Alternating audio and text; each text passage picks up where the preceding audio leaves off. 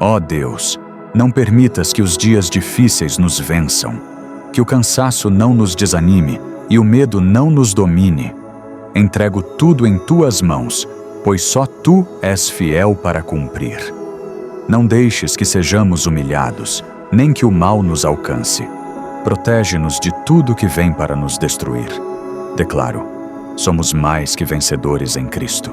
Nenhuma armadilha prosperará, pois o sangue de Jesus nos guarda. Tudo o que fizermos será para tua honra. Cada passo, cada luta, será para tua glória. O Senhor não nos abandonará, pois sua promessa é certa. Levanta-te, guerreiro. Deus já decretou tua vitória. A batalha é dele, e ele não te deixará cair.